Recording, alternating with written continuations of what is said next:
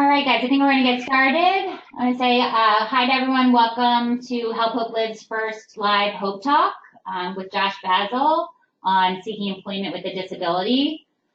Josh is a title attorney who decided to pursue his legal career to help fight for the catastrophically injured after suffering his own spinal cord injury in 2004. Outside of the courtroom, Josh is the founder and president of the Determined to Heal Foundation, which helps simplify the difficult transition into life with paralysis for families living with a spinal cord injury. He is also the co-founder of Spinalpedia, an online video mentoring website with thousands of community members and videos available 24/7. Josh is a friend of Help Hope Live and also chose to partner with us to help people who are living with a disability, whether it be a transplant, injury, or illness, to pursue employment and financial independence without fear. Josh is going to share a little bit of his own personal journey to employment and his expert tips with all of you. So I'm going to turn the presentation over to him in just a few minutes. If you haven't already done so, please mute yourself so that we can avoid any background noise during the presentation. And again, if you have questions throughout Josh's talk, we'll be reading those via chat and addressing them in the last 15 to 20 minutes of our talk today. So thanks again for joining us, and I'm going to turn the presentation over to Josh, who's going to run through what he's going to talk about today. Perfect. Well, thank you so much. It's great to be here today, and I'm excited to tell the audience more about Help Hope Live and what we're doing with the Willing to Work and Spinalpedia to get persons with disabilities back to work and to work without worry. So, we have a new partnership with Help Hope Live, and that's what we're going to start by telling you about. And we're going to dive into kind of my own unique disability employment journey. I'm going to share with you a bunch of free programs that exist to provide benefits counseling within the disability employment world so that you don't have to feel alone during the journey, and you can have more confidence, less worry, and be able to get to work within your own unique way. And then at the end, we're going to be sharing a survey which will allow you to be matched with job mentors and the benefits counselors needed to help you along the way. So first, joining forces. My nonprofit is called Determined to Heal, the 501c3 nonprofit. And our Willing to Work campaign is what we're doing to try to change the disability employment narrative. And with Help Hope Live, you guys are so incredible at your community-based supports that you provide to allow people to get all the different things they need in their homes, whatever it is, to get the community behind them. I love everything that Help Hope Live does with fundraising and getting the equipment, supplies, and whatever it might be to benefit and improve a person's quality of life. So I want to start by talking about perspective. This is just so important for really anybody, whether you're able-bodied or have a disability. Perspective changes how we go through this world. Our family, friends, upbringing, culture, and societal influences shape who we are, how we see the world. But at the end of the day, the most important thing is our choices and how we choose to what we see, what we look at, and how we view the world. So if you look at this picture, so many people would see, maybe the top half of the photo. Other people might just see the bottom half of the photo. But if you're able to see everything together, you're able to see a whole different of what's in front of you. And it really is perspective that allows us to see and hear and experience what's in front of us. And it's just important to think about that and understand that, and that it can be a powerful tool to allow us to move in a certain direction. There's certain things that after my injury that was just really hard for me, that I really couldn't get over. It just really frustrated me why these were here and what could be done to change it. First, the difficult transition to life with a significant disability. It's hard, it's not easy, and the question is why and what can we do better about that? And so often there's so much difficulty and luck involved with finding quality mentors to show you what's possible. And some people get really lucky and they find somebody in their town, in their state, their city, and others, just some people it takes a month, other people it takes 5 years to find somebody to be a good mentor. And there's just such a wide range of quality of life and access to supports, and that happens state by state. It's kind of crazy how one state can provide a quality of life that another could not. And I just wish that that was better. And then there's also current disability employment narrative. It's really unfortunate, the statistics. The disability employment world is either the most unemployed or underemployed population in the entire country. And today we're with this, with the first Hope Talk ever, we want to try to change that narrative. And I believe that together we can do this. More and more, just providing the information to let people know that they're not alone and there's resources out there to get them in a better direction, get them in a direction where they don't have to have so many fears. We're going to try to address this together and work together so that when you learn this, then you can share it with others so that they can do it too. When it comes to perspective, there's kind of, you can feel like you're going uphill and it's kind of a everyday battle, or you can feel like you're going downhill. And with that being said, it changes if what you focus on. So if you always focus on what you do not have control over, you kind of feel like everything's against you. But if you focus on what you can do and what you can have control over, it kind of lets you forget about all those other things and gives you something to kind of hold on to in a different direction. And I always feel that makes me feel with my challenges, if I actually have a challenge and there's things I can do, and with my own abilities or my own supports, I can actually attack those things and have something to say about it. And it makes me feel like I'm going downhill. Okay. So now I'm going to tell you a little bit about my journey. So I grew up, I'm going to take a quick sip of water. I grew up with a very, very happy kind of childhood. I loved sports. I loved living life. I loved family. I loved chasing girls. I was, everything about kind of growing up, it was a good childhood. Then one day that all changed when I was 18 years old. I was on a vacation at the beach with my family. We went every summer. I was in the ocean and turned my back to the waves, and a wave picked me up, threw me over my boogie board, and slammed me on my head, breaking my neck. That day I became a C4-5 quadriplegic. I'm paralyzed below the shoulders. At first I was on a ventilator, and I spent a month in the critical unit where they were just trying to keep me alive and surviving. I went from a 185-pound college athlete to a 135-pound quadriplegic. And the next thing I knew, I was in the inpatient rehabilitation for 2.5 months, where they basically teach you everything you need to know to go home. And then you're kind of on your own. And when I came home, that's when it really hit me that life was going to be different from this point on. I finished my freshman year of college, and I was just starting to learn about my independence, from going from, living with my family all the time, and then had my freshman year of college, and then I was back home. And it was a rude awakening that every single thing from,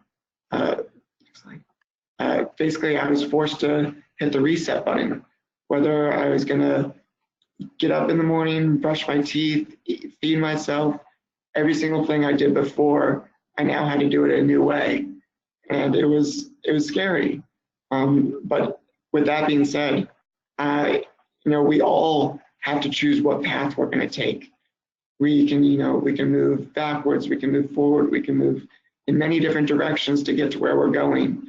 But it's up to us to choose what path we take. And I've always had a mentality of moving forward. For moving forward, for me, it really started when I kind of was able to get to a point where I could find my voice. After my injury, I was on a ventilator for 4 weeks. and I wasn't able to speak at all. I kind of communicated with my eyes, one blink for no, two blinks for yes. And as soon as I got my voice back, I decided I wanted to use it. And that's when, before my injury, I really always wanted to, my education, my schooling was really, really important. And after my injury, I wanted to continue that. I also knew that my rehabilitation was important. In order to keep my mind healthy, I also needed to keep my body healthy.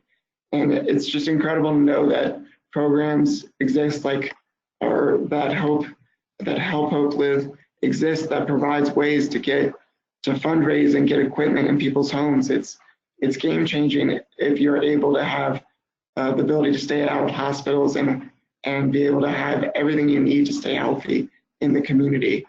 And I just thank Help Hope Live for providing the community-based services like that for someone like myself or anybody in the transplant world to be able to have what they need to stay healthy. And I learned early on how important it is to become your own best advocate. And what I learned is that nobody's going to fight harder for you than you're going to fight for yourself. Living with a significant disability, it's long term. It's not something that you're the next day you're back to kind of where you were, where you started. And because of that, you need to learn everything you can about your situation so that you can advocate for yourself and speak for what and fight for what matters to you. With that being said, it's your pathways to employment.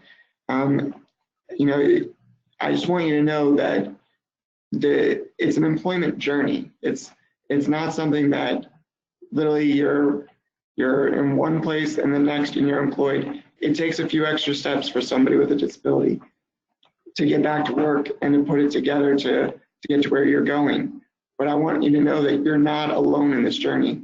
There's a lot of job mentors and benefits supports that are free that exist out there to help you along the way.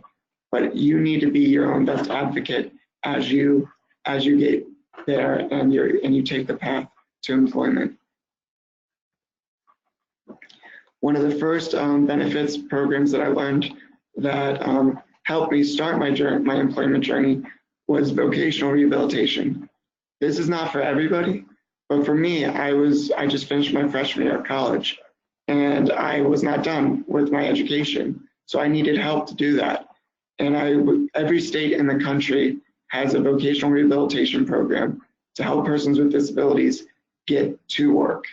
And with that being said, they can provide training, they can pay for schooling, they can pay for assistive technology, home modifications, putting elevators in to get up steps to get into your house. They can do a bathroom modification. They can do vehicle modifications. Each state is a little bit differently, but through my program in Maryland, they were able to do all those things for me.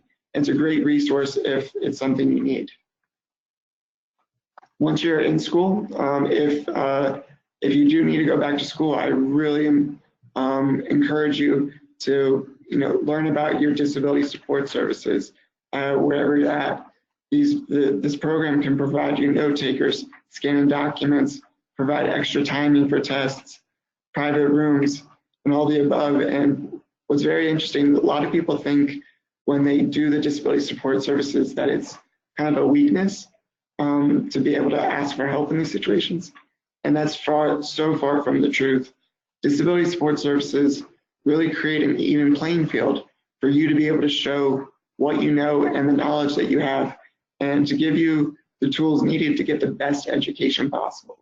So getting the most out of your disability support services is only going to help you. And when I was with my vocational program, they really taught me about assistive technology to allow me to get more out of my education. And I learned about all these different gadgets and gizmos that they ended up paying for to help me get the best education possible. So depending on whatever disability you have, there's likely assistive technology out there to help you along that journey. So Second. So after undergrad, my vocational program paid for that. Then I ended up going to law school. And as I said before, my voice was really important for me to strengthen. I thought a legal degree would help me become an even better advocate. So I went to law school and ended up graduating magna cum laude, and I never even flipped a page because as a high-level quadriplegic, I don't have the use of my arms or my fingers to do that. But along the way, next slide. While I was in law school, I started an internship that was paid. And with that being said, I needed to be able to test out the working world. If you earn money, I was going to end up losing my Medicaid. But there's programs exist. One of them is called the Ticket to Work program. And what it does is it provided me an opportunity to test out the working world. And I got a free benefits counselor that gave me all the different options I needed to know how to access the Medicaid, the caregiving, and all the different other supports that I need to stay in the community. The big thing with work, whether you have a significant disability, it's you will always kind of choose survival over work. You'll choose the supports you need to keep you safely in the community. But the Ticket to Work provides you an opportunity to kind of figure out if it's doable and how you're going to do it. So that's one of the things we're going to talk a little bit more about in this first Hope Talk. So the Ticket to Work, if you are just starting to work or are recently employed, then you can be matched with a free Ticket to Work benefits counselor. And this exists nationwide. So in every single state in the country there's a Ticket to Work program that's available to help you. The key is that you must receive Social Security disability benefits, whether it's SSDI or SSI. You have to be in between the ages of 18 and 64. And then once you join the program, you have 9 trial work months to test out the working world. And during this time, you have to have earnings. Let's say in 2019, it was $880. In 2020, you have to earn over $910 in a given month. And if you do that, that counts as one of your 9 trial work months. And the trial work months do not have to be consecutive. So you could do an internship for 2 months, take a break, do another one 2 months after that, but you get 9 trial work months to test it out. And then once you're done with those 9 trial work months, that's when you need to implement the game plan that your benefits counselor puts forward. There's different programs that many states across the country have called Medicaid buy-in programs, or there's other Social Security benefits programs that allow persons with disabilities to work and keep their Medicaid, Medicare, and other benefit supports while being employed. So after finishing law school, I ended up joining Jack Olander and Associates, and now I'm a catastrophic injury and medical malpractice trial attorney. And every day I get to fight for families that have been injured, and it's fun being a lawyer with a disability because I have another level of empathy for clients that most attorneys do not, and I really enjoy coming to work every day. The unfortunate reality is too many people across the country with disabilities don't know about all the resources that are there to help them along the way. And there's so much fear involved with getting back to work because they don't want to lose their caregivers, they don't want to lose their Medicaid, their insurance, or any supports that they have from the government. There's just, a lot of people say, why bother put all this energy into it if I'm going to lose it? They've heard horror stories. But the truth is that there are systems in place and programs in place to make it so that you don't have to have the fear and you can come up with a game plan to actually get back to work. So with that being said, there's 3 programs. We've talked about Ticket to Work. We've talked about vocational programs. There's also one called WIPA. Next slide. And the WIPA program is for people that are currently unemployed and are receiving Social Security benefits, but they're interested to getting back to work, and they want to know kind of what the options would be if they even want to start pursuing this. And this also exists nationwide, and it's an incredible program to start the process of getting to work. So the WIPA program provides in-depth benefits counseling that affects the benefits when you're working, and it can help you achieve gainful employment, increase your independence in the community by understanding of other programs that exist, and it really provides options just like the Ticket to Work, but it's kind of at a different stage of the game. This one's when you're unemployed, the other one's when you're starting to work. Another big thing is job mentoring, and part of the partnership that we have with Help Hope Live is we're going to be providing one-on-one free job mentoring, and I'm going to be that job mentor, and we're going to. So if anybody here needs someone to help them along the way, I want to be a resource for you. So many of the people that we serve have questions when they're working. How do they manage doctor's appointments? How do they keep their attendant care? How do they access assistive technology? A big one is reasonable accommodations. It's again the accommodations that you would have gotten during school.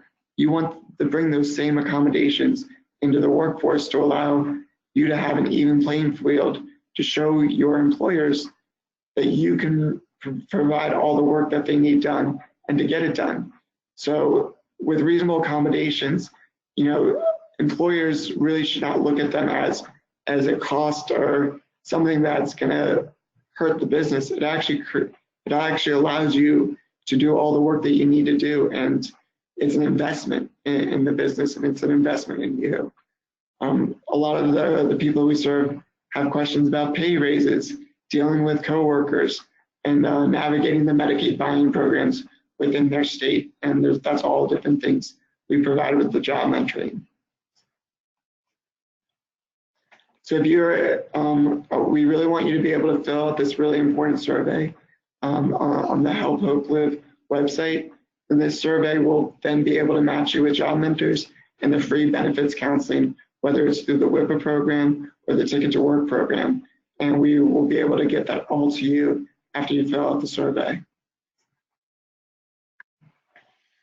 So I learned so much from having an able-bodied lifestyle to being a quadriplegic. It's both my pre and post-injury lives taught me so much about perspective.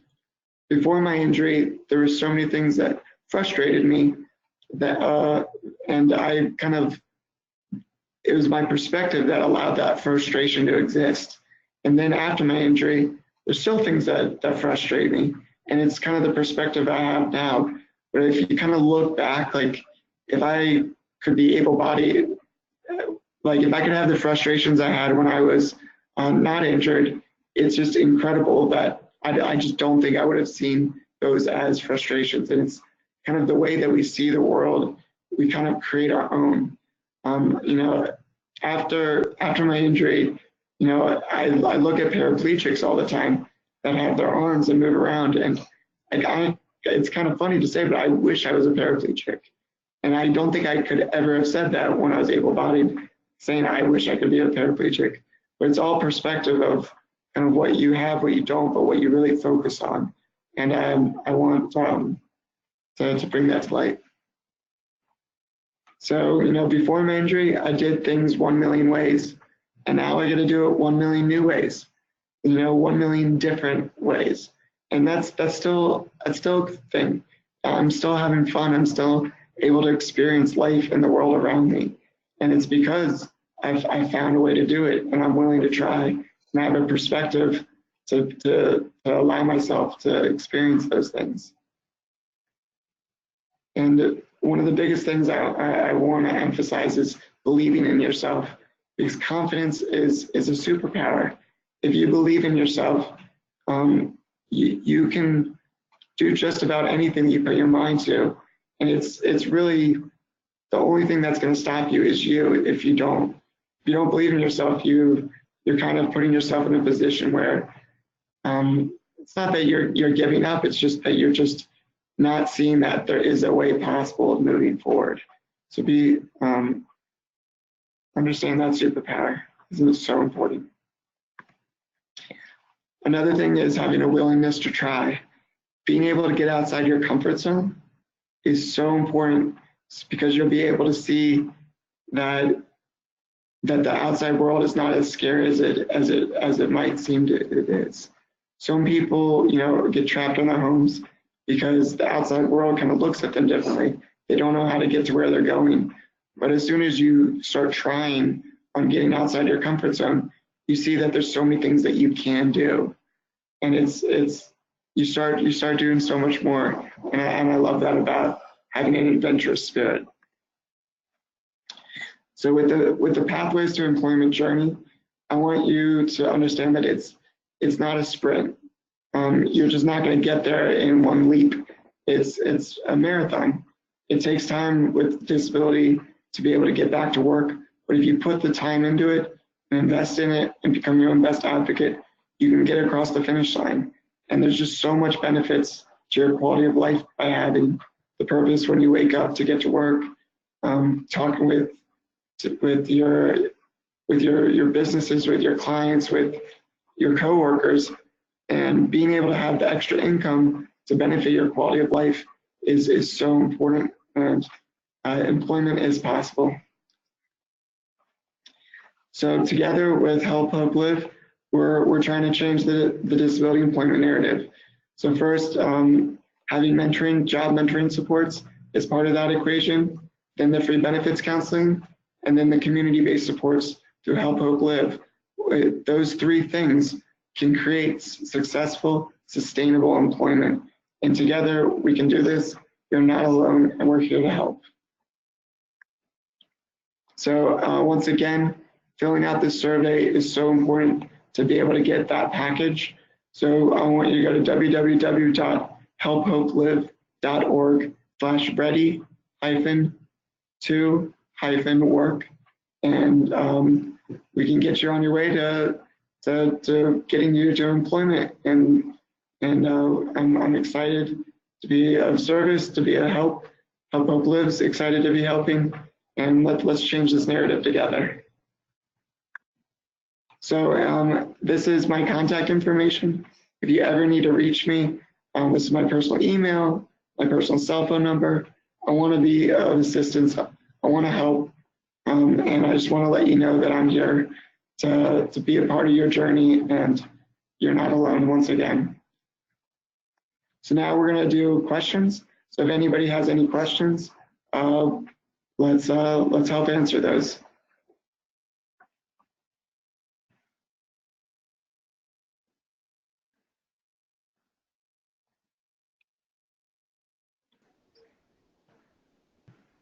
Hey, Josh, this is Shannon from Help Hope Live.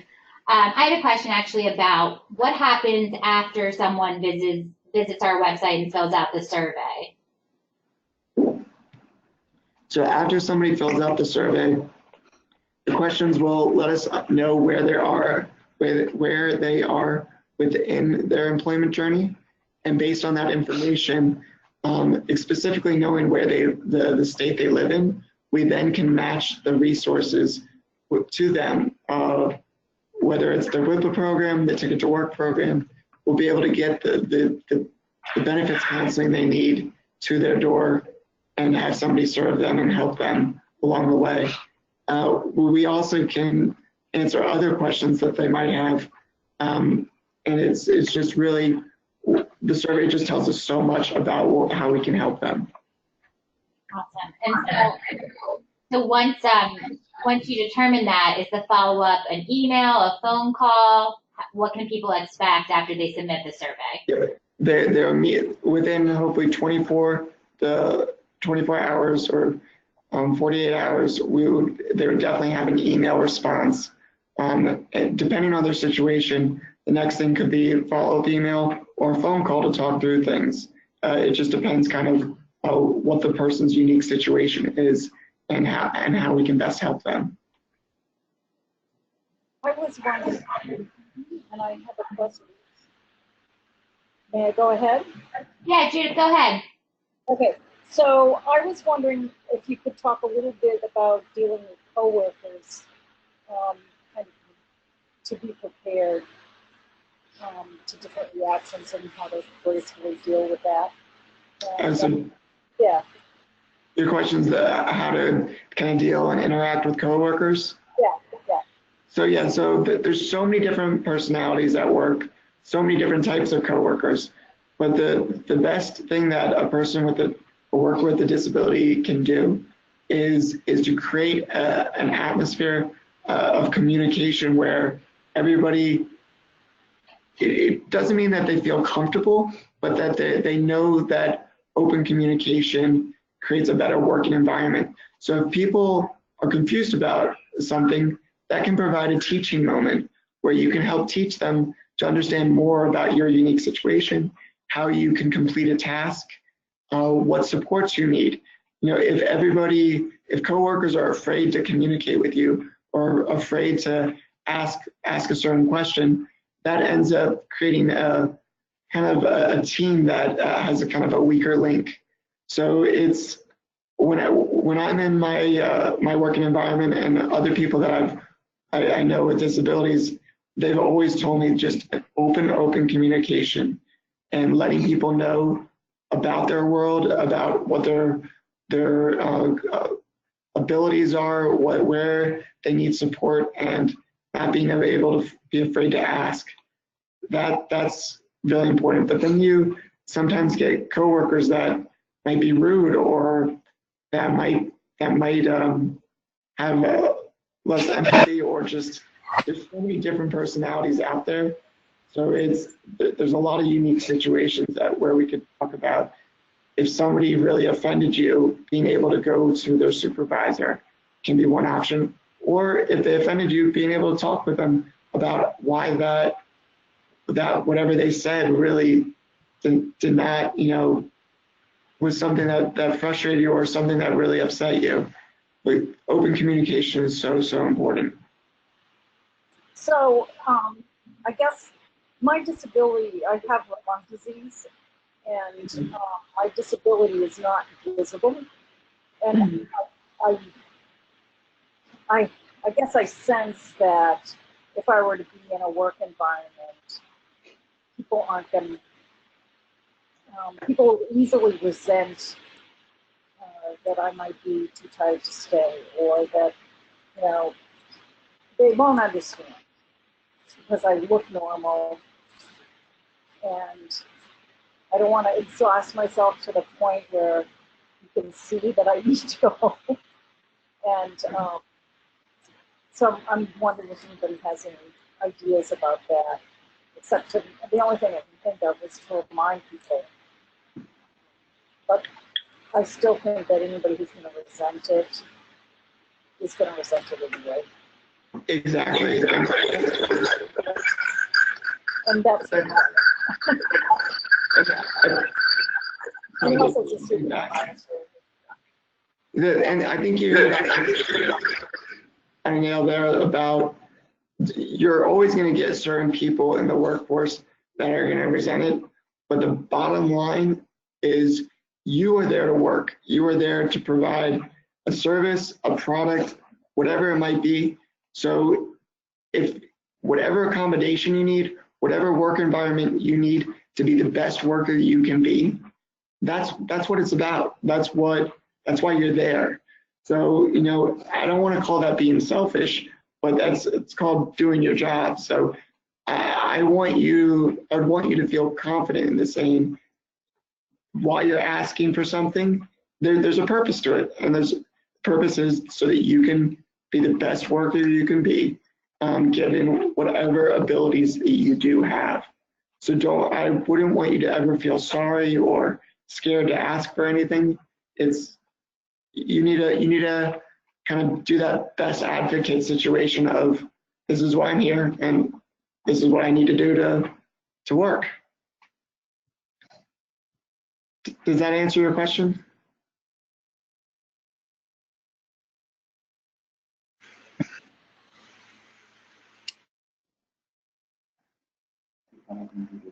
Yeah.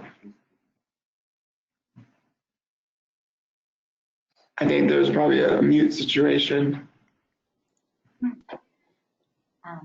This is Shannon. I accidentally muted Judith, but she should be able to chime back in. There we go. Oh, that's what happened. Okay. Yes, you did answer my question, and I just wanted to say thank you very much. Sorry. Okay, over and out. Great. I think we also had some additional questions in the chat. Do you want to read them out loud, Shannon, and I'll answer them? I actually can't see them, but Emily, let me know. Josh, you ever struggle with getting physically tired at work or having to miss days of work due to your condition? And the answer is yes. It's so important to know your limit and to not push yourself to a point where you can do harm towards your life. So there's certain accommodations I've asked at work to be able to take breaks. One of the things that I have to do is every 60 minutes to 90 minutes, I have to do a pressure release, where it's not good for me to sit on my butt or my back in a certain position, and I have to tilt my pressure for about to be able to make sure I don't get pressure sores. Or there's certain times that I had a really restless night of sleep, and because of a condition called autonomic dysreflexia or some other situation, and I basically have to take a half day off because my body's telling me I need to. So yeah, it's important to know what your limits are, what your abilities are, and to not push it past that, and to ask for those reasonable accommodations so that you can get back to work as quickly as possible and to do what you're there for. Josh, what's the best way to help convince my son that he should look into these programs? He's still struggling with having a very different future in his mind post SCI. So with that in mind, having mentors, it's, for me personally, like I started Spinalpedia. It's a video mentoring website. We have over 14,000 videos broken down by physical functionality. And the reason why we have those videos there is because if you see somebody else in your situation doing it, it's so motivating for you to know that it's possible and that you can do it too. So like after my injury, while I was actually still in the hospital, everybody said, you gotta meet Tim, you gotta meet Tim. So this guy, Tim Strachan, who was local, he was injured 10 years before me. He had a spinal cord injury at the same beach as me. And his journey was he went back to community college. He went into undergrad, then he went to law school. And he kind of showed me that it was possible.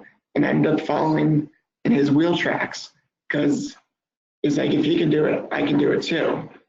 And right now he's married and he has 3 kids, and I still want to do exactly what Tim's done because, if he can do it, I can do it too. So I would say for your son, being a job mentor, I would love to be a job mentor to him, just being able to let him know that my situation and there's others like him with whatever career path he wants to do, that he can do it too. You mentioned the Spinalpedia videos. Are you saying that that's actually a collection of videos showing you how to perform different tasks with different disabilities? So Spinalpedia is unique to the paralysis population, but it's really for anybody with a significant disability because we all can kind of learn from each other. But it's videos broken down by physical functionality and then categorized into all aspects of daily life to be able to know kind of how to do driving, how to feed yourself, how to go back to school, how to, whatever it might be with relationships. There's always a lot of videos and content there to show you what's possible. What's the best way to get over the fear or shame of talking to an employer about a disability that maybe they don't know about? And this is from a transplant patient. Okay. So I'm going to say it one more time. What is the best way to get over the fear and shame of talking to an employer about disability they don't know about.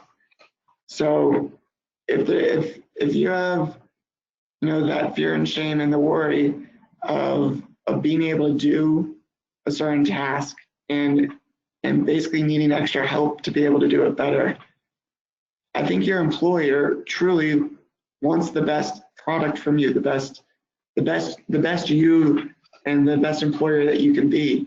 So bringing that to their attention, you know, is going to help the business. It's going to help allow you to be the best worker you can be. So I think that's the way you need to think about it. So it's the perspective that I was kind of talking about early on. You know, getting that full picture right now. The fear and shame kind of is what you're focused on, rather than actually what the issue at hand is that you want to provide better deliverables at work. And if you focus the perspective onto that, then you change the narrative, and your employer, I think, will say, yeah, this makes sense. Let's work together. Let's make this happen. What is the best way to deal with feeling overwhelmed with the administrative side of things, such as filling out forms and making phone calls while living with MS, fatigue, brain fog, low energy? So coming up with a system that works for you, a lot of those accommodations that I was telling you about, assistive technology, if I wanted to be able to do, you know, the forms, all those different things that you're talking about, if I didn't have this assistive technology, I really wouldn't be able to do them. Or I would always have to have a family member, friend, or caregiver help me with that. But if you're able to figure out a better, more efficient way of tackling those things, I would want to try to make that be your focus, because, you know, assistive technology, I'm able to use voice dictation software where as fast as I can speak, it types for me. I'm able to use a mouth-controlled mouse that controls my computer, and that allows me to have that independence. So just figuring out the best way for you to do it, and to do it, because those things have to be done. But coming up with a game plan of tackling things one at a time, you know, one thing at a time is key. If you focus on all the things at once, it can feel overwhelming. And really finding out what times of the day when you don't feel fatigued or low energy, to tackle those things, and then be able to make sure that you get it done when you're ready and you are the best you to make sure you can get it done. What's the best way to make friends at work? The best way to make friends at work is to let them, in my own perspective of this, is to let them be a part of your life and you to be a part of their life. You know, there's so many teaching moments for having somebody with a significant disability or any disability to be in the workplace. So growing up, I did not know one person with a spinal cord injury. And I wish I did, because ever since having a significant disability, I see the world and I've experienced the world in a different way. And so has all my friends and family. They're better for it. So with your coworkers, being able to share with them, different things that make you happy, that excite you, or anything in your life that you think is fun to learn about, and just being able to learn more about them as well. It's those connections that drive, stronger friendships, because you end up being a part of the life and care about each other. Do you think it's too big a dream to try and start my own business? Absolutely not. Dreaming big is what it's all about. If you want to put your mind to something, it then just becomes coming up with a game plan to make it happen. And there's a lot of services in place with getting loans for persons with disabilities to get their businesses off the ground. There's a lot of contracting within the federal government where they actually give actually advantage and services to to owners with disabilities, businesses. They give preferable contracts to them. So starting your business is, I'd say, absolutely. You know, I love to wheel big and dream big, and it's a fun way to live life. You know, nothing's going to stop you but you. I know I said that earlier, but it's, you know, figuring out a game plan to make it happen. That's what it's about. And then with anybody else that starts a business, you just have to tackle all those little things to get it off the ground and to make it happen. But I think your passion for whatever you want to pursue is what's going to drive you to start that business. That's all the questions we have, Michelle. So I think that's all the questions we have on the chat. Is there anything else the Help Hope Live team would love to be answered? Josh, this is Sunny. My only question would be, what if you experience any pushback from your employer or anything in regards to your disability? How would you deal with that? So the big question then becomes, what type of pushback are you getting from your employer? So when it comes to reasonable accommodations, you know, if it's something that's reasonable and it doesn't create an undue burden on the business, by law, in many businesses, it kind of, some of it depends on how big the business is, and there's a lot of other rules. But if they're kind of fighting you to a point on something that's unreasonable, then you might be able to bring legal action against them to create an even playing field for you at work. So it's going to be very, very specific to what it said.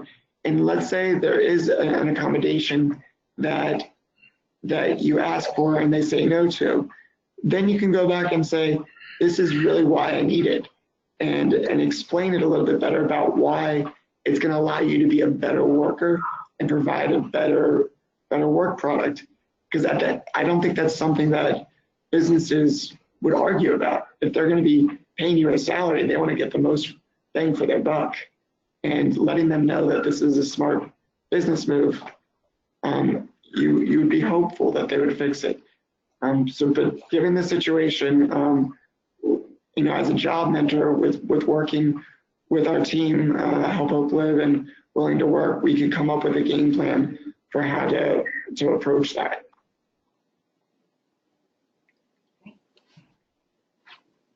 Are there any resources to help me determine what a reasonable accommodation is? Yes. So the absolute Can is. you repeat that question? We couldn't hear it. Are there any resources available to help me determine what a reasonable accommodation is? Got it. And there's absolutely a lot. There's so many different types of reasonable accommodations given anybody's just like there's so many different types of disabilities. So there's a range of you know, the average reasonable accommodation for a worker with a disability in this country costs less than $500 for that person during their working time. So some of it is not that expensive. Others can be a way larger expense. But understanding what it is to create that even playing field, that whatever that is to help you as a worker with a disability is really a reasonable accommodation. So, but you can also get a lot of ideas by Googling reasonable accommodations in the workforce.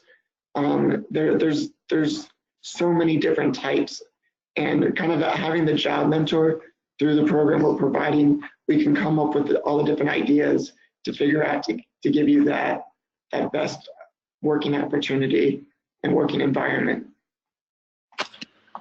This is Judy again. I have another question. When you are going to apply for a job, do you apply just like you would normally apply? And then at what point, if that's the case, at what point do you introduce the disability part of this? Do you apply for the job and wait until you're accepted? How does that all? It, the it, format for that. and that's actually a strategic decision to make for each job that you apply for.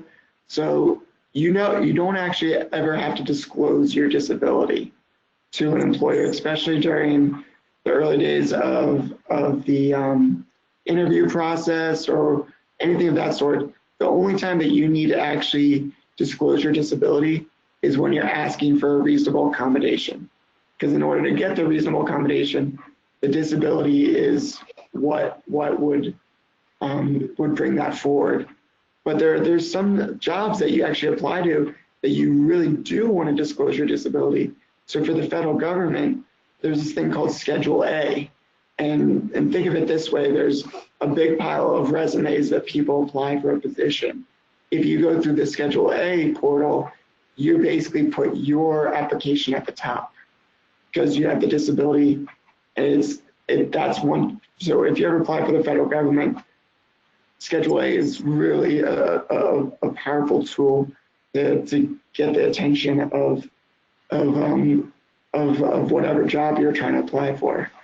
And then during the interview process, there's so many other strategies about disclosing the disability. Some people don't want to go to an interview without actually giving some heads up to the employer of what's happening. But there's a lot of strategy here and there that I would love to be able to, as a job mentor, to be able to tell each unique situation about. Okay, thank you. Do some businesses and the government have quotas that they have to meet? Is that kind of what it comes down to in terms of being inclusive? Yeah, so I don't think quotas, I gotta look at the law again, but I think their quotas are not allowed, but there's certain there's certain amounts that they want to receive, and they give preferential treatment to persons with disabilities to get in the workforce. Like there's executive orders signed that of improving certain percentages of workers with disabilities. There's certain grants or contracting jobs where you have to have a certain number of disabilities within that funding stream. So I don't know the best way to answer that. Oh, I think I get it. It just depends on what the job is and who's offering it. And the individual strategy is important. So I thank you again. Thanks. Absolutely. Well, awesome, guys. Just in the interest of everybody's schedule and time, we're going to wrap things up here today. If you have additional questions for Josh, you can contact him via our website. We'll also be making this presentation and a list of the questions and answers available via email for everybody who registered for the Hope Talk. And again, don't forget to visit helphopelive.org/ready-to-work so that you can fill out that survey and get connected one-on-one with Josh to take the next step. So Josh, thank you for your time today. This was awesome. I personally learned a lot today. And thank you to all the participants for your great questions. Yeah. I'm just so happy that this was the first Hope Talk and I was invited to be there. And I'm so excited for all the future ones that you have, and what you guys do on a daily basis is incredible. And thank you for all the services, community-based services that you provide. You guys are awesome. Thanks, Josh. We really appreciate that, and back at you. Thanks. So to everyone on the line, have a great Friday and a happy and healthy weekend. And check out an email from Help Hope Live coming soon. Take care, everyone. Bye.